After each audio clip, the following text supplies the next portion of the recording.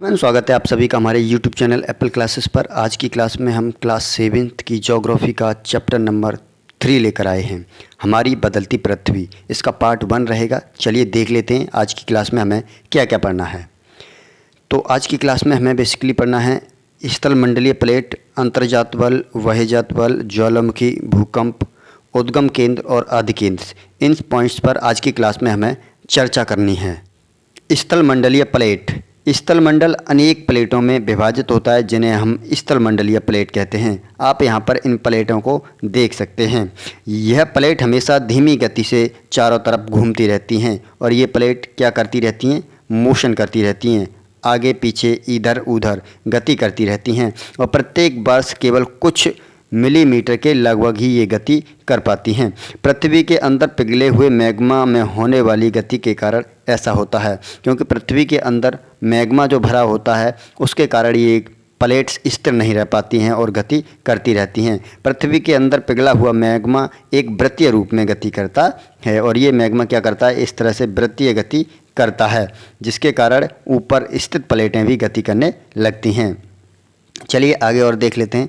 स्थलमंडलीय plate, plate की इस गति के कारण पृथ्वी की सतह पर परिवर्तन होता है और जो मैग्मा के कारण उसके ऊपर जो प्लेट्स होती हैं उनमें जो गति होती है उसके कारण पृथ्वी के ऊपर धरातल पर भी बहुत सारे परिवर्तन होते हैं। पृथ्वी की गति को उन बलों के आधार पर विभाजित किया जाता है जिसके कारण ये उत्पन्न होती हैं। पृथ्वी में जितनी भी गतियाँ उत्पन्न होती हैं वो उनके बल के आधार पर विभाजित किया जाता है। ऐसे बल जो पृथ्वी के आंतरिक भाग में घटित होते हैं उन्हें अंतर्जात बल कहते हैं। एंडोजेनेटिक फोर्स कहा जाता है जो पृथ्वी के अंदर सतह में उत्पन्न होते हैं, और ऐसे बल जो पृथ्वी की सतह पर उत्पन्न होते हैं उन्हें हम एक्सोजेनेटिक फोर्स कहते हैं। आप यहाँ पर देख सकते हैं पृथ्वी में गतियाँ अंतर्जात बल और वह्यजात बल के कारण उत्पन्न होती हैं। उसमें भी आकस्मिक बल और पटल विरूपण बल के कारण, आकस्मिक बल के कारण भूकंप आते हैं, ज्वालामुखी आते हैं और भूस्खलन होता है, और पटल विरूपण बल के कारण पर्वतों का निर्माण होता है। वहीं हम देखें वह्यजात बल के कारण अपरदन और निक्षेपण की क्रिया होती है, जिससे नदी और बहते जल के कारण अनेक स्थलाकृतियां निर्माण होती हैं। पवन के कारण भी और समुद्री तरंग और हिमनद के कारण भी पृथ्वी पर अनेक तरह की स्थलाकृतियों का निर्माण होता है। ज्वालामुखी, ज्वालामुखी भूप्रपट्टी पर एक ऐसा छिद्र होता है जिससे पिघली हुई पदार्थ अचानक बाहर निकलने लगती है। आप यहाँ पर देख सकते हैं ये एक ज्वालामुखी क्रिया है जिसमें नीचे मेटल भरा हुआ है और ऊपर ये भूप्रपट्टी है। जब ये मेटल बाहर की तरफ निकलने लगता है तो इस क्रिया को ही हम ज्वालामुखी क्रिया कहते हैं। तो जिसके कारण पृथ्वी पर कई प्रकार के स्थलाकृतियों का निर्माण होता है, जैसे पर्वतों का निर्माण। चलिए आगे देख लेते हैं। आगे है ज्वालामुखी। ज्वालामुखी क्या होता है? स्थलमंडलीय प्लेटों में गति करने पर पृथ्वी की सतह पर कंपन होने लगते हैं। जब मैग्मा के ऊपर की जो प्लेटें होती हैं उनमें गति होती है तो उसके कारण पृथ्वी की सतह पर कंपन होने लगते हैं। यह कंपन पृथ्वी की चारों ओर गति करते हैं। इस कंपन को ही भूकंप कहते हैं। अब ये यहाँ पर देखिए, ये कंपन क्या कर रहे हैं? पृथ्वी के चारों ओर गति कर रहे हैं। इसको हम क्या कहते हैं? भूकंप कहते हैं।